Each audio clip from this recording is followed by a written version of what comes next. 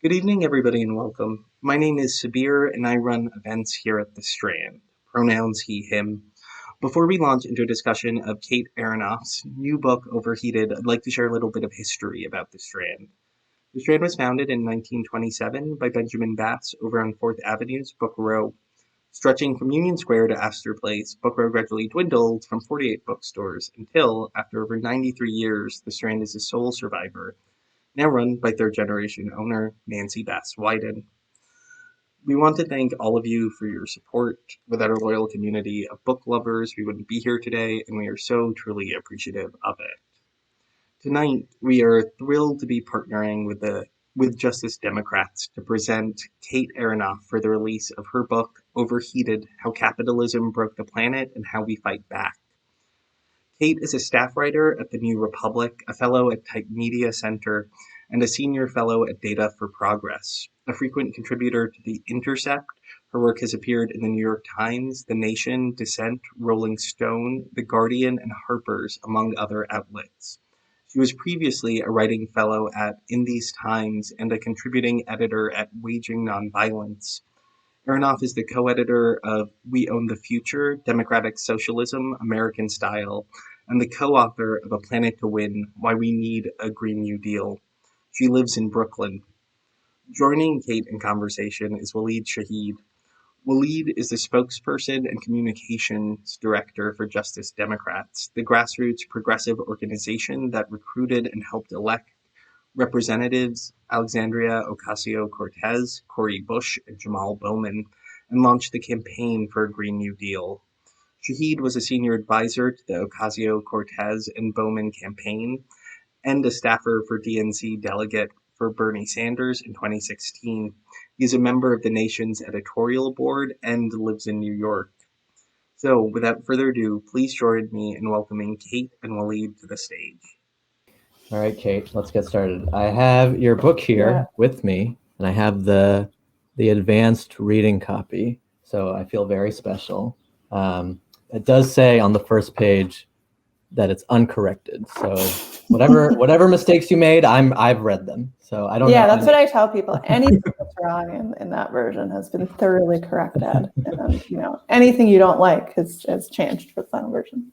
But I'm really excited to talk to you about this book because I am not someone who came into the climate movement through the traditional paths of climate. I'm someone who came from it more from a broader progressive politics. And I thought your book captured a lot of, how climate is connected to several issues that are much broader than the environment, particularly around the politics of the economy. And the first question I wanted to ask you is, your book is making an intervention around the ways that climate denial has been the main way that the debate over climate change between the two parties has gone in our country. So I wanted to hear more about how that debate has been unhelpful for the past 20, 30 years, and what are the new forms of denialism that are actually more important than the kinds of denialism we might have grown up around in the early 2000s? Yeah, that's a good question. So, I like to describe climate denial as sort of a spectrum, right? It includes many, many different things. And I sort of start off the book talking about, what we might call an old school kind of climate denial that people are probably familiar with, right? And so this is, where you get lines like the planet isn't warming, that climate change is a hoax, but really a whole spread of pretty incoherent rhetoric about this. So, people will say the climate isn't changing, but maybe it is, and maybe that's a good thing. But maybe fossil fuels are a positive impact. Carbon dioxide has a positive effect in the atmosphere. So that's the sort of type of thing you will hear from a classic climate denier. And the sort of strategy there is not to present some sort of thing which is not climate denial, or to present a real theory about what is happening to the planet that is warming. It's to flood the zone with information. And Naomi Oreskes and Eric Conway have written, a wonderful book that I suggest anyone curious about climate denial check out. called Merchants of Doubt, which is, I think, the sort of canonical text about this, that looks at how these strategies evolved through different, right-wing projects through the 20th century. So everything from trying to convince the public that cigarettes had nothing to do with cancer, trying to stop any action to deal with acid rain, attempting to enforce very hawkish Cold War policies. The story that I lay out in the book is trying to tie that to this much broader project to change what constitutes economic common sense. So how climate denial flows through bodies like the American Enterprise Institute, the National Association of Manufacturers, the Cato Institute, these sort of like neoliberal institutions that are funded from almost the very beginning by some of the most carbon intensive companies on the planet, and in the United States. To really, pursue a number of different projects, right? I think core to that, right, is this push for minority rule to, allow as much power as possible to flow to as few wealthy people as possible, and really look out for the interests of corporations. And so climate denial, I describe as, a piece of that overall project, and they're sort of like the ugly stepchildren, right, of these think tanks that are pushing this kind of free market propaganda through the post-war period to fight back against the New Deal. So it comes out of that, and I don't think can be understood neatly as a separate thing, right? Then something like the Koch brothers push for right-wing policy all over the country. It is really sort of bound up in that project, and it's been very effective, right? So a group like the Global Climate Coalition, which was one of the first of these sort of really classic climate denier institutions in the early 90s, just as the conversation about climate change is getting going, goes to meetings of the Intergovernmental Panel on Climate Change, the sort of clearinghouse for climate science, goes to the UN process, to the earliest climate talks that happen, and try to undermine this process, right? And so they do that, try to throw off things at the international stage, and then back home, they get I tell a bit more of the story in the book, but essentially get the United States to pull out of the Kyoto Protocol, and really that shapes how international climate policy happens and domestic climate policy happens for decades to come through this thing called the Byrd-Hagel Amendment, where they pass this 95-0 resolution in the Senate, getting the U.S. out of Kyoto, essentially, or saying that they will never ratify a binding treaty, particularly if it mandates the U.S. to do much of anything. So that's this phenomenally successful project that revolves the conversation around, well, do you believe climate change is real or not? So that has been the sort of guiding question of U.S. politics, which is really unique, right, to the U.S. And something I was interested in exploring in the book was that question. Why is it that climate denial is such this like strange U.S. export that you don't really see in the same way in other places? Or if you do, there are lines, right? I go to this climate skeptic conference in Germany that is sponsored by the Heartland Institute that has these sort of direct lines to U.S. deniers, and so try to tie it back to why it comes out of the U.S. in quite the way that it does. So that project, has been very successful, and it's set the bar, mainly just set the bar so low for what constitutes a, progressive or adequate climate program, to be, in touch with, as relative to climate denial, not as relative to the actual scale of the problem. So that's, I think, historically been the case, but in the last decade or so, since companies like Exxon have stopped funding groups like the Heartland Institute that, put these lines forward, are still holding conferences, they're still, doing their best to sort of hustle these lines about climate denial. What I call the new denialism is further along on the spectrum, or a different place on the spectrum, right? And so I think the best way to sum it up, right, is to say that nothing else about the world has to change other than changing our energy system, right? A new denialism sort of puts forward that there is no conflict between our economic system, between sort of business as usual, and what's going forward. And you see sort of the same actors trying to tell some version of the story. Most I think egregiously is the fossil fuel companies, right? Who funded denial for so long, who poured money into making, taking solutions to this problem off the table. are now trying to cast themselves as good faith actors in the climate, right? Are saying we're committed to getting to net zero. We're committed to, solving this crisis, and it's impossible to imagine solving this crisis without us because we have such important knowledge, because we're, such, a big part of the economy. You need us to take on this problem. So that, I think is a big facet of the new denialism is who can take on this problem and what kind of conflict with business as usual that entails. I remember I went to visit my family in Pakistan right after, like a few weeks after Trump was elected in 2016. And, there are a number of middle-class families in Pakistan that have air quality measure, they're basically meters that measure the air quality, and people know whether or not to wear a mask over their face because the air quality is so bad. And, to me, when I saw that, I was like, wow, climate change is so much more real for people in Pakistan because every day they're going to see how bad the air quality is and whether or not they need, because of all the smog, they need to wear a mask or not. And all my cousins were like, it is insane to us that your country just elected someone who says climate change is a hoax. And, when I was thinking about this last week when Lindsey Graham announced in his committee hearing that I believe in climate change, and it got headlines. On some level, I think what you're saying is there's not really a policy substantive change between what Lindsey Graham said in 2002 versus what he said last week. Is that right?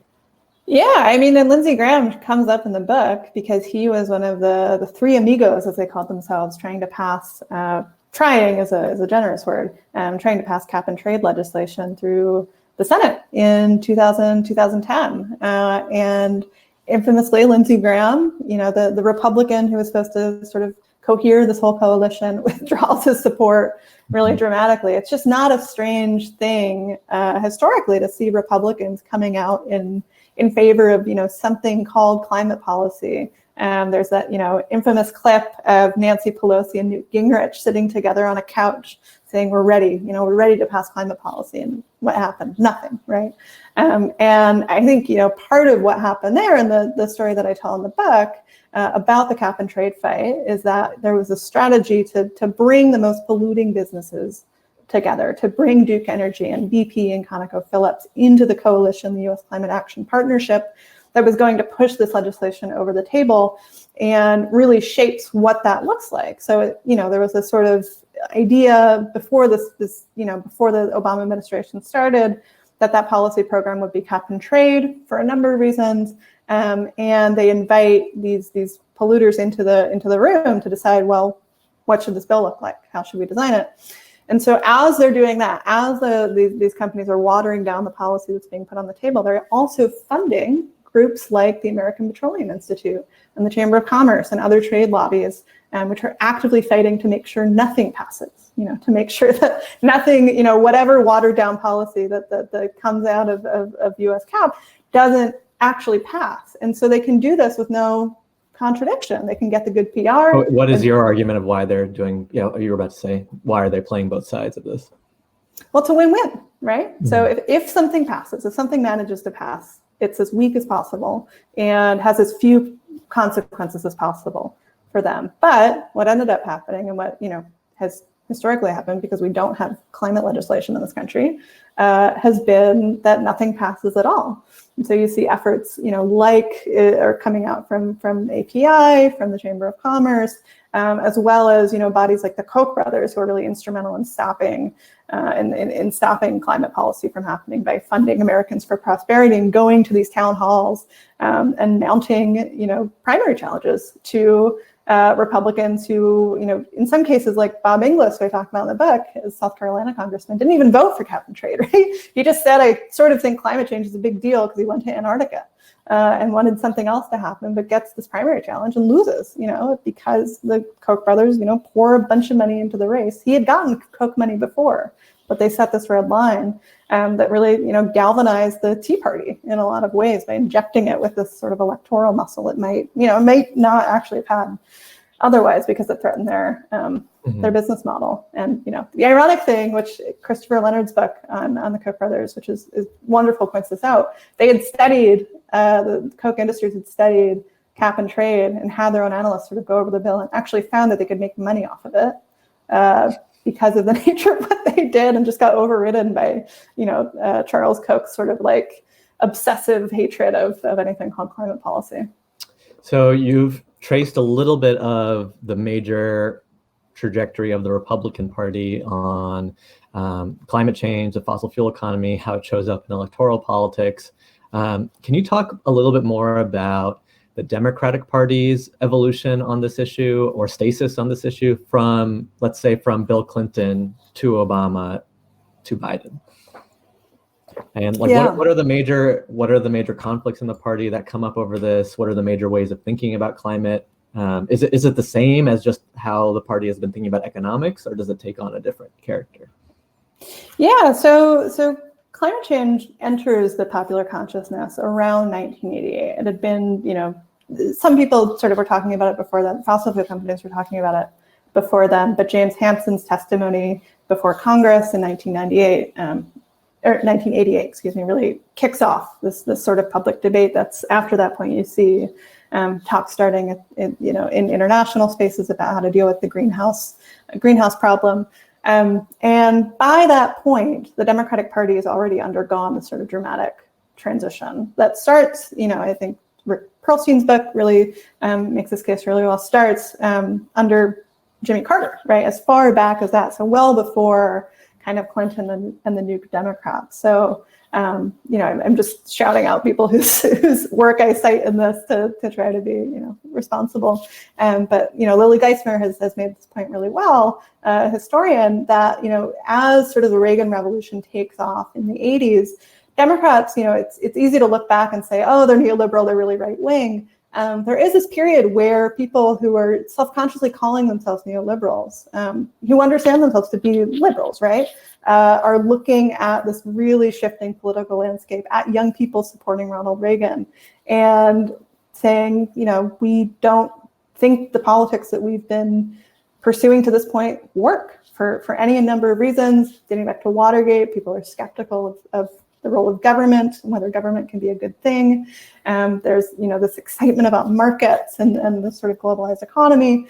And so they start trying to do New Deal, meet New Deal ends through neoliberal means is kind of the framework that happens. And that's really genuine, right? That's a really genuine sort of attempt to reckon with political circumstances that are happening in the 80s. And so by the time we get to climate policy being something that's talked about, it's filtered through that lens. And, something like cap and trade comes directly out of this thinking of trying to sort of fit, I think it's trying to fit kind of a square peg through a circular hole.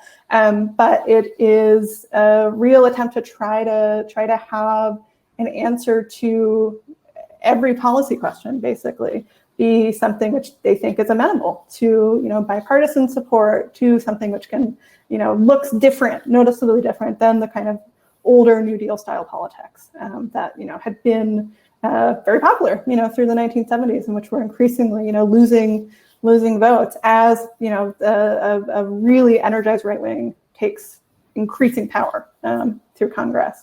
Yeah, and so climate policy is a product of that process, right? It comes out when there is really no this sort of end of history type thing, which comes a little later, but when no other alternative really looks possible other than a market-based solution. And there's, particular historical reasons for that have to do with acid rain and why that gets built. But I'll stop there and you can read the rest of it in the book.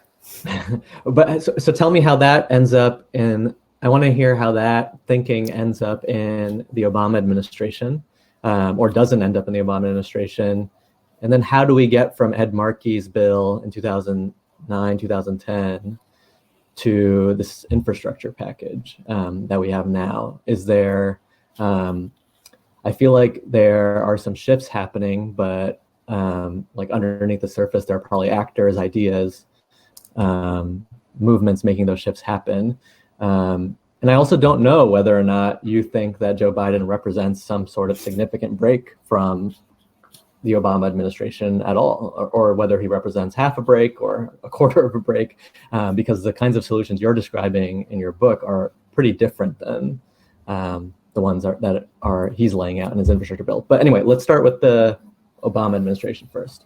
Yeah, sorry, I answered roughly a third of your question. I'm asking you to sum up 25 years. So yeah. So Obama, I mean, right, like when Obama comes into office in 2008, he brings a lot of people from the Clinton camp with him as a sort of like bargain with Hillary Clinton's team, who he beat in the primary. And so you get people like John Podesta, who are Clinton world stalwarts, and people like Larry Summers as well, who are, a product of this thinking. And, what the Clinton administration had done was sort of figure out how to, in a way that could, they found could win elections, figure out the answer, the anecdote for Democrats to win in an era of right-wing politics.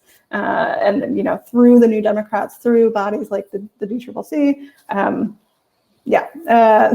they, have seen this work. They've seen Democrats do well through the 90s, this period of relative prosperity. And so why not, carry that over, right? And there really isn't, I mean, in the economics profession in particular, there really isn't this idea that like something else could work, like that there is a viable alternative on offer. And so that shapes how the administration thinks about climate policy and, and other policy. And so, the cap and trade program that Obama puts forward is sort of conceived based on the success of an acid rain program that George H.W. Bush had implemented, well before that time, is considered to be the sort of model for what climate policy should look like, the sort of beautiful, elegant, market-based mechanism.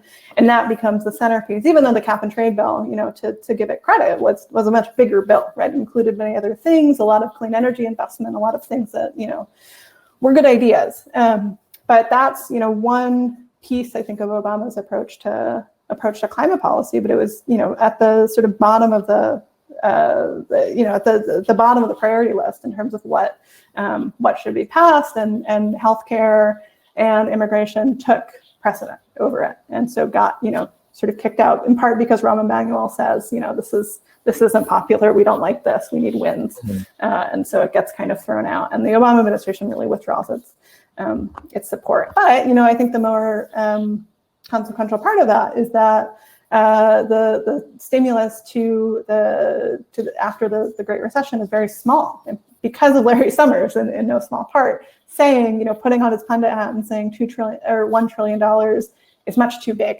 $1 trillion is too much money. People don't want to hear that, even though every economic expert was recommending to the Obama administration a spending package of at least $1 trillion, if not more, right? And so that doesn't happen. And the Obama administration turns back toward austerity in 2010 after the defeat of cap and trade, for some of the reasons I talked about earlier.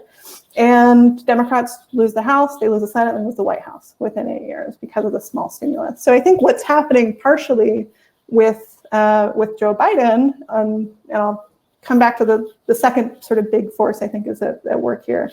The thing that happens is that people who were in the Obama administration kind of worked on or around the Hill or the White House through Obama, saw what a political failure it was, austerity was, and how much they suffered because the stimulus was too small and because the recovery ended up being so slow, and so are eager to pursue something different and see that it just didn't work, right? And so Joe Biden comes into the White House after a pandemic in a period of real economic hardship for the country. And sort of throws out those scripts, at least for emergency spending. I think the jury's still out as to whether he's thrown out austerity and neoliberalism entirely. I'm not so convinced. But that is a real break, right? It is a real break to both say we can spend a lot of money on an emergency measure, and we think the government can do some good things. We think, a spending project can be popular. It is popular. And do good for the world. And I think the other, possibly even more important factor in this is movements, right? So because the recovery is so stagnant, things like Occupy Wall Street crop up and really change the conversation about income inequality. You get Bernie Sanders' presidential campaign, Movement for Black Lives, fights against the Dakota Access and Keystone XL pipelines, and this real uprising of movements in the last decade that shifts the political conversation on a whole host of issues. And the sort of wonks who are surrounding Joe Biden are steeped in that world, have had their formative professional years in that context. And I think Joe Biden himself, is kind of a weather vane, right? As I think a lot of politicians are, but it's responding to what is a very different, set of political circumstances than when he voted for NAFTA or the Iraq War, and he's adjusted accordingly. One thing too that was in your book was also that in terms of the dominant form of thinking in the Clinton and Obama years, within the green groups, you write a bit about, I don't remember his first name, but Krupp from the Environmental Defense Fund. And Fred Krupp, yeah. Fred Krupp. And, the Environmental Defense Fund is still around. In some ways, it does seem like because of social movement activity and also because of a different relationship to organized labor, that the thinking of the Environmental Defense Fund is not the only voice in the room within the Biden team. Do you feel like that's true, or do you feel like the Environmental Defense Fund is still the loudest voice of kind of the green groups in terms of what kind of policies we need to be thinking about? No, I think the zeitgeist has shifted. I don't think the set of actors that were the loudest voices in the room on climate policy a decade ago are still those. The Sunrise Movement, right, is having regular meetings with people like Ron Klain, the chief of staff to Joe Biden, Gina McCarthy, the climate envoy. That they're in the room is a very big shift, and bringing what they're proposing in Green New Deal into that room is a very big shift then from a decade ago, and is a testament to disruption. I think to go at the fact that with Alexandria Ocasio-Cortez, they occupied Nancy Pelosi's office in 2018 and made a big deal out of the Green New Deal and managed to sort of change the policy conversation about climate, not just in the U.S., where big spending packages that create jobs, which has inflected a lot of the way Joe Biden talked about climate policy. Not only that conversation, but internationally, right? You have ruling governments in South Korea running on a Green New Deal, and in Spain, the Socialist Party ran on a Green New Deal. You have in sort of wild ways, because this concept is so uniquely American. People pick up this idea and are running with it. Not to say that I don't think all those plans are good, but it's notable that they're picking up this language from this flank of the Democratic Party and running with it in very different contexts. And so I think they're domestic policy is adjusted accordingly to how much of an impact the Green New Deal has had. So yes, it's true that activist groups like the Sunrise Movement are in the room and being heard on climate policy. There are also people who, some of the leaders in the Biden team on climate are people who have people who have experience with green capital and private equity and Wall Street investment in clean energy. People like Brian Deese from what's the name of it? BlackRock, and people like John Morton, who was just appointed to the Treasury Department. In your book, you have an, I don't know if I would call it a criticism or an apprehension about this level of this kind of genre of a green, if you want to call it that, a lowercase g green. Can you tell me more about what you are apprehensive about this set of actors as being leaders on a green transition or on solving the climate crisis? Yeah, for sure. Yeah, I think even 5 years ago, I think it would be easy to look at these sorts of corporate efforts from banks and asset managers, even from insurance companies, and say this is greenwashing, this is nonsense. This is really something that is just PR, transparently. That's changed, I think, in a real way. Not that it isn't, not that I trust these companies to be good faith actors in a climate fight, but material realities have changed. There is a lot of money to be made in green energy and in solar and wind. Insurance companies, not that they're dealing with this problem well, but they're having to account for the reality of the climate crisis and sort of adjusting their policies and investment decisions accordingly, by pulling out of coal, for instance, right, which is becoming increasingly unprofitable. And so when you have a BlackRock, especially as an asset manager, is sort of charged with, just by the nature of what it does, is not a Goldman Sachs or a Citibank, is sort of representative of the economy as a whole, because it has these big products where these passive investment funds that contain the Fortune 500 or whatever index they're tied to, are responsive to real things that are happening, not just in the US, but around the world, where something we might call green capital is becoming just more aligned with capital, right? That is a more and more mainstream view among central bankers, among finance, that both climate change is happening, this is real, it's something that shareholders care about, and is something where there's money to be made. If there's going to be, as there is in the European Union, and could be soon in the US, public money poured into research and investment, poured into deployment of clean energy, green energy, that will, could create a green bubble, right? Could be a tremendous investment opportunity for finance. And so that, is, on the one hand, something you kind of want to happen, right? It's good to have a bubble built up around green energy rather than fracking, which is what happened during after the recession. I don't, so I think that two things can be true at once, right? Both, that's a good sign that objective reality is pointing toward green energy being something that firms are investing in, that there's money being put toward that. It would be worrying if that weren't happening. At the same time, I don't think the energy transition can be held hostage to whether or not someone can make a profit off of it. And I think part of what we've seen from the Biden administration so far, which has moved very, very far, again, from where the Obama administration was, is an idea that if you put, just enough public investment into climate, into, solar, wind, electric vehicles, battery technology, those things, that will catalyze private investment toward what needs to happen. And there's no, I don't think there's any guarantee that gets us where we need to be. I don't think that, I think a lot can happen. I think we can certainly build a lot of electric vehicles. We can certainly deploy a lot of solar and wind, but the scale of transformation needed, I don't think that will align on any sort of reasonable time frame to deal with this crisis with the profit motive of the private sector, right? There's a Venn diagram of things that are good that can happen that the private sector will do, right? We live in a capitalist economy and have very little time to take on this crisis.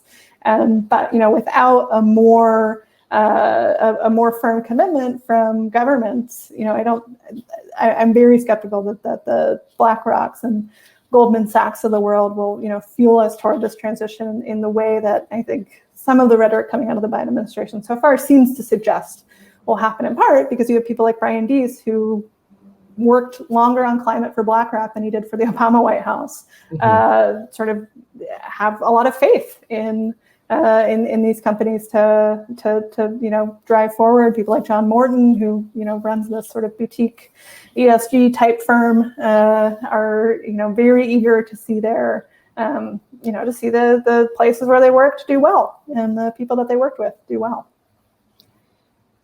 So I have time for a few more questions, but if you're watching, please submit your questions through the chat function. And at probably around 7:45, I'll start going through the audience's questions as well. So feel free to submit whatever question you have that wasn't able to be asked by me so far, about Kate's book, about the climate crisis, about whatever you want to ask about. So Kate, one part of your book, I have to admit that because I'm still a climate noob, this is not a topic I've read that much about, but I see people tweeting about it a lot, especially people who climate change is their number one issue. It's the phrase eco-apartheid. And I think that, you have kind of a hopeful vision of what green solutions could look like that are equitable and democratic. And you also have realities that are happening already that could become the overwhelming reality for most people if governments around the world don't act. So I kind of wanted you to draw like what what are the realities already happening today, whether in the United States or abroad, that could be called eco-apartheid? And what are the kinds of worst case scenarios you see happening if the right form of public government action is not taken on the climate crisis? Yeah, so just to offer kind of a basic definition to start off, I think eco-apartheid is what happens when, business as usual extends indefinitely into the future, that we know will be marked by climate change, right? And so there are, as you say, plenty of examples of this playing out as we speak. I mean, I talk a little bit in the book about Puerto Rico and, both the long colonial history of the island and how that plays into the response and the non-response to Hurricane Maria a couple of years ago. So, what happens there? You have an island which has been a sort of zone of experimentation for all sorts of things, including, very, very scary sort of types of austerity politics. This thing called emergency management, which is modeled on the response to New York's fiscal crisis, which put the city under the sort of mandate of a fiscal control board, applied, from these like legal scholars, right, working out of NYU, to the island of Puerto Rico, right, in response to, this a very painful recession that kicks off in 2006. So, before the global recession, and, is the testing ground for this, really sort of austerity-minded program that puts the control of financial life on the island under the mandate of this unelected board, which can make, really sweeping number of decisions about life there. And so when Maria hits, the island is out of power for months and months and months, in no small part because of, just a sort of permanent austerity that's been the case on the island for a very long time. That is, in many ways, the legacy of this, what is still a colonial holding in many senses of the U.S. And so there are other examples of that playing out, within borders. They look a little bit at Atlantic City, which has been under a similar sort of regime of financial management, and was hit by Hurricane Sandy, and has really struggled to maintain basic democratic control over life. And I think one of the real axes of eco-apartheid, I would argue, is around debt and democracy, right? And so very sort of poor places who are both within the U.S. and places like Puerto Rico and beyond our borders, really painful sovereign debt crises within that are the case for much of the global South, which are really constraining countries' ability to respond to the climate crisis, both to affect their energy transition, which is a sort of tough thing to consider for places that in some cases don't have electricity at all, but also just to respond to climate disasters, which are hitting the places that have contributed least to this crisis worse already. And so it's really sort of cruel math where the U.S. is of course affected by the climate crisis, but has contributed much more than it's getting back right now. Not to say that won't, or again, we are being really affected, but that is being unevenly distributed to parts of the world that have contributed the least, mostly in the global South, Latin America, Africa, Asia, et cetera. And so that you can imagine that sort of extending into the future if there isn't widespread debt relief, if there isn't an attempt to remake this really unequal global order.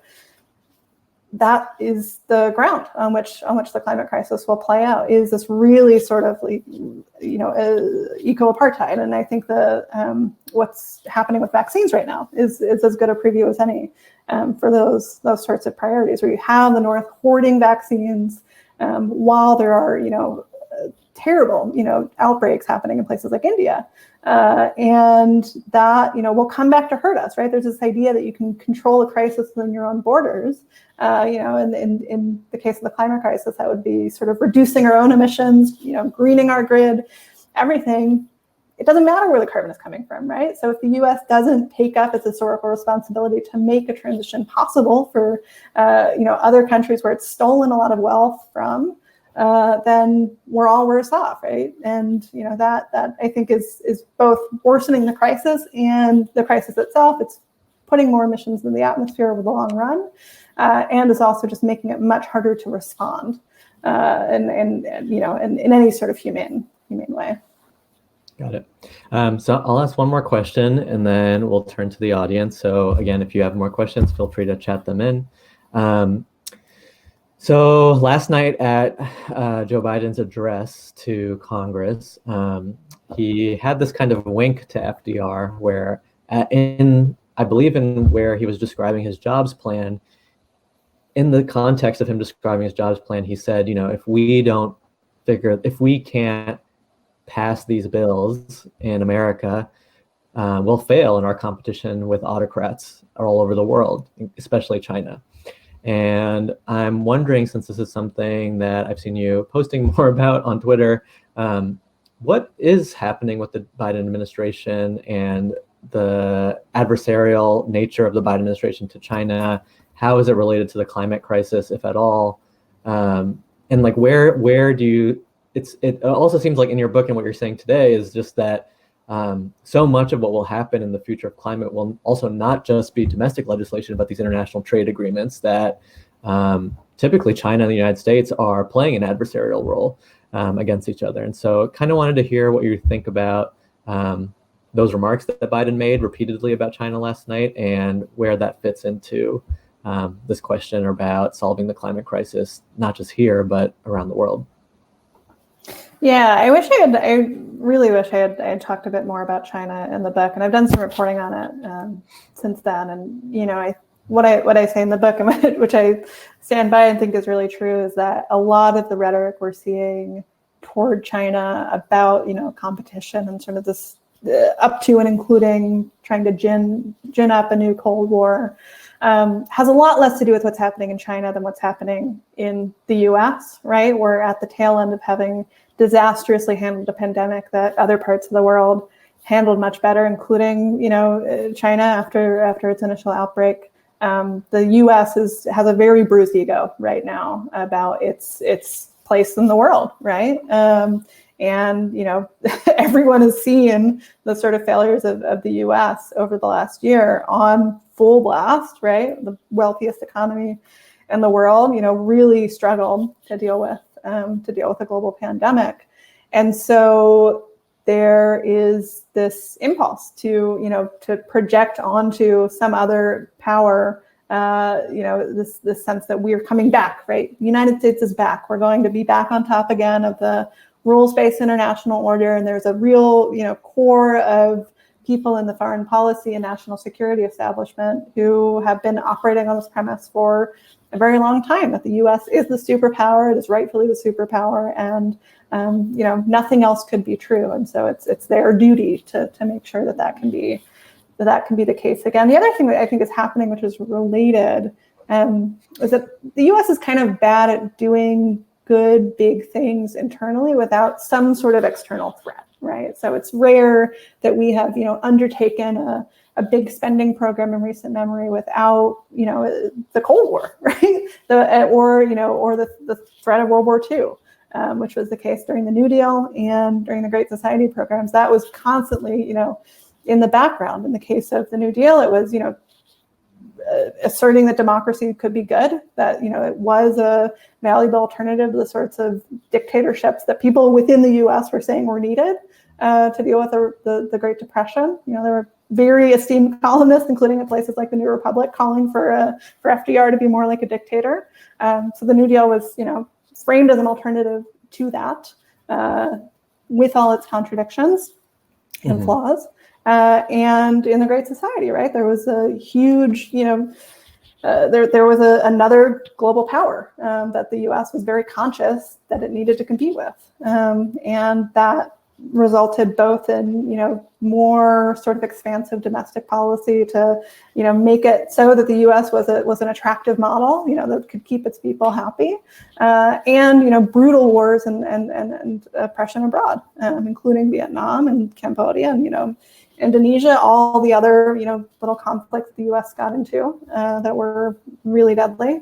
So I don't think there's a great script in the U.S. to do what we need to do with the climate crisis, which is to both, invest a lot of money within our own country to to electrify everything, green the grid, scale up clean energy, remake our economy to be more sustainable, broadly speaking, and to do that cooperatively with the rest of the world without, having some enemy, real or invented, to be fighting against. And, I think there are people who have written in more articulate ways than this, and who I, like to interview and talk to about this stuff. Tabitha Chow and Jake Warner have done some really great thinking about China, and particularly the climate question. But, I think insofar as we're seeing a lot of really ramped up rhetoric about a Cold War with China, it really is a reflection of what's happening within the US and sort of anxiety about our place in the world. And we've seen, real human consequences of that, right? We've seen a rise in anti-Asian violence, which I don't think can be understood as separate from this, really genuinely bipartisan push to demonize China as this, monolithic thing, which it's not, right? China's a country with people and political processes and political interests and business interests, and it's, not really understood like that when it gets talked about as, being this big scary enemy on the horizon. Okay. Thank you. So I'm going to turn to questions from the audience. There's one here. There's actually two here that are kind of related, so I'll combine them. This is from Wallace, who asks, do you think that politicians will ever have a financial incentive to do something like nationalize the fossil fuel industry? And there's a question here from Lucas, which is, why isn't the private sector more invested in the financial opportunities present in green energy? I thought those two questions were kind of related to each other, so I thought I'd offer them together. Cool. Yeah, great questions. Will politicians have an incentive to nationalize the fossil fuel industry? I certainly think so, and I make the case in the book. And I think this case got stronger over the last year, where the U.S. government bailed out the fossil fuel industry, as it has time and time again, during this recession, and poured money into oil and gas companies, which had never really been profitable in many cases. And what did those companies do? They turned around and laid off tens of thousands of workers at a time, right? Even though they were getting money to not do that, to keep people on the payroll. And so that is endemic, of a much broader thing, which is just the case of the fossil fuel industry more generally, which is that it is dependent on state support at basically every level, right? It gets, tens of billions of dollars of subsidies, conservatively speaking, from the U.S. government at the state and the federal level. All of these things from, the intangible drilling cost credit to preferential land leases, where, we give away essentially public lands at a very cheap rate for private companies to drill on. So, I like to think of nationalization, which sounds like this big, scary, radical thing to a lot of people, because it's been sort of beaten out of our political imagination, as a redirection, right, of the kinds of support that we're already giving to the fossil fuel industry, which again is, very, very dependent on the state, would not exist, I think, without the state, for, any number of reasons. But what would it look like to redirect that support, and particularly to have a sort of managed decline off of fossil fuels? We know that, global fossil fuel production needs to decline by 6% each year from 2020 through 2030, a UN report found last year. It is currently on track to grow by 2% each year, right? And so even if you have companies like BP and Shell saying they're going to go to net zero and sell off their assets, who do they sell them to? Those are private companies who are going to keep drilling and keep getting as much money as they can out of the fossil fuel sector. And so nationalization is a way to stop that process, right? To stop, companies from selling off these assets to whoever will, drill them next. and to allow workers to stay on payroll, and do things like plugging our 3.1 million abandoned and orphaned wells in this country, which are spewing methane into the atmosphere, poisoning water and poisoning air. And that's work that can be done right there. And that, it's not really profitable for a fossil fuel company to do that work. And in fact, they try to get rid of their obligation to do that work, through aggressive lobbying at the state and federal level.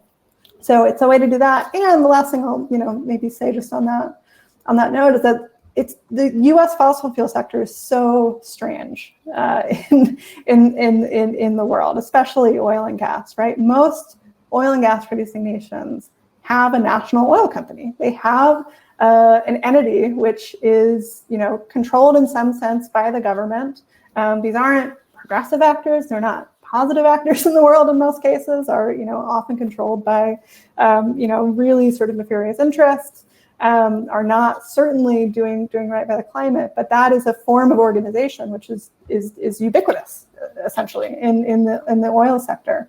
And that the U.S. doesn't do that means we have this totally anarchic oil and gas sector, which competes against its own interest. And, I talk a little bit in the book about the Texas Railroad Commission, which controlled essentially, a U.S. cartel, a U.S. controlled cartel over global oil and gas production through much of the 20th century by intervening to stop oil and gas producers from working against their own interests by just drilling over and over again, drilling sort of ad nauseum and driving down the cost. So, the Texas Railroad Commission is the type of thing that exists in other places on Earth, has now been, sort of replaced by OPEC, but to control the price of oil, right? And that happens by, essentially managing this sector, which is a vital role. And oil and gas producing countries around the world have seen this as a vital role, is something the U.S. has done before in its history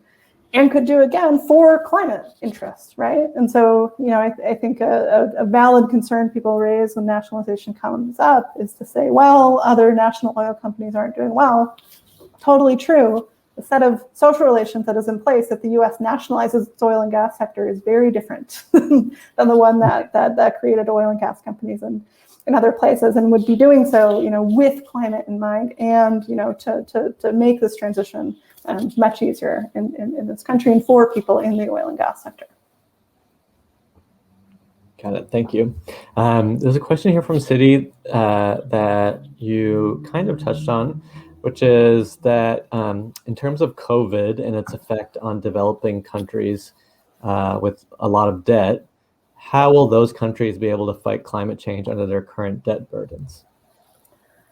Yeah, I don't think it's all that possible, right? There have been campaigns to extend special drawing rights from the IMF, where the U.S. has veto power and could, has made some moves toward doing that, but that's not a substitute, I don't think, for widespread debt relief, which seems to me, and comes out of talking to a lot of folks who are doing climate work in the South.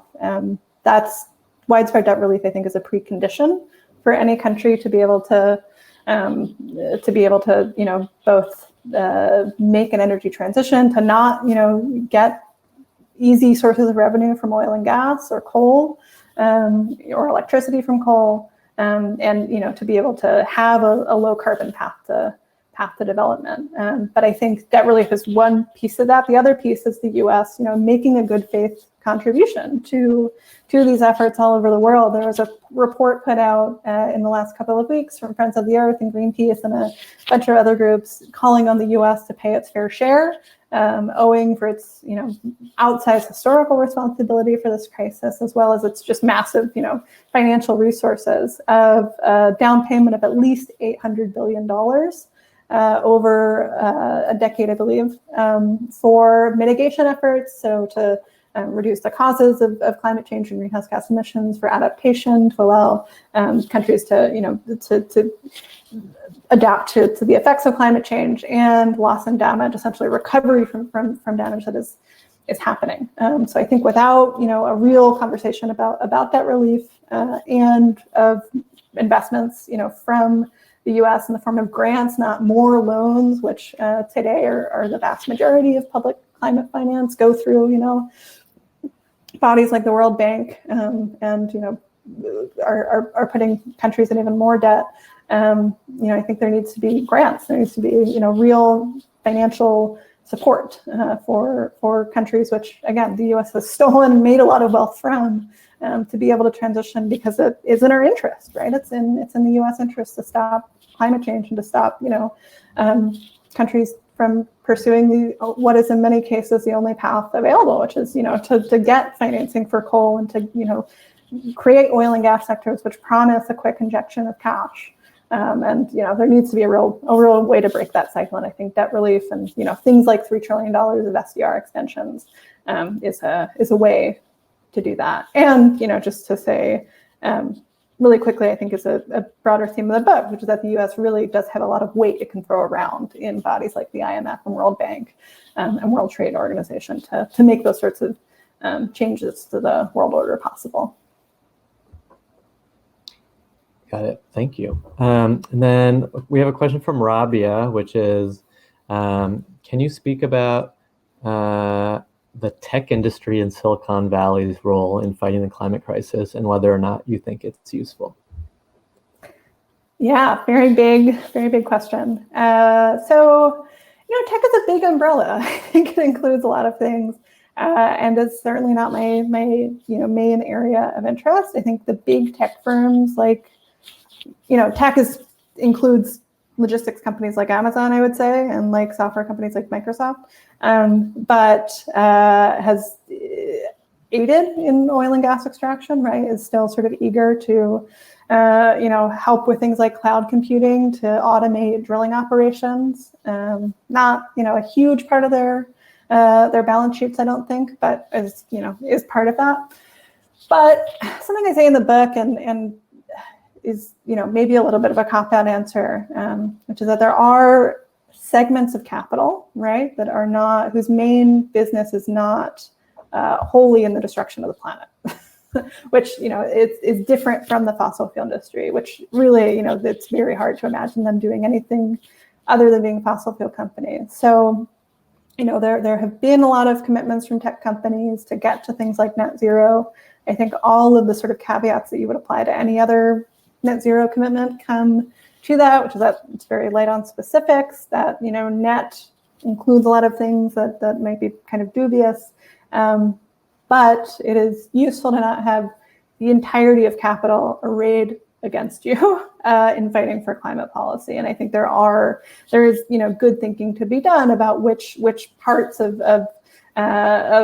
business are amenable to potentially supporting some kind of climate policy. Not that they should be the protagonists. I don't think they're ever going to be the people who drive the change, but it's good to not have an increasingly huge section of the economy fighting climate policy, which is maybe the best we can hope for, is to not have Amazon throwing its weight around to stop climate policy, or Microsoft or Facebook or any of those. Cool. Thank you for answering all these questions. We covered a lot of ground. I will once again plug your book, Overheated by Kate Aronoff. And thank you, Strand and Sabir, for putting this together. I will also plug my organization, Justice Democrats, which is co-sponsoring this event.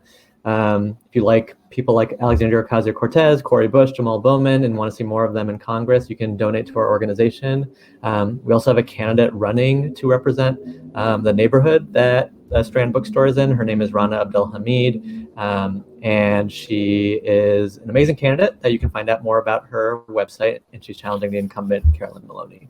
So Sabir, I'll pass it back to you.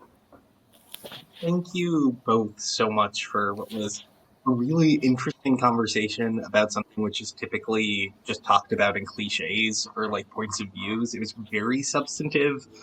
I really enjoyed it from the comments on Facebook, I can also tell our audience did, so thank you so much. If you haven't purchased a copy of Overheated, There's a handy green button center of the screen you can press. If you'd like to make a donation to our co-presenters for the event, Justice Democrats, there's a link in the chat. If you're watching via Crowdcast, if you're watching via Facebook, you can click in the post for the link. And on that note, thank you both so much. It was fantastic. Thanks so much. Thanks, Thank Waleed. you. Thanks, Appreciate it. Sabir. Have a good night.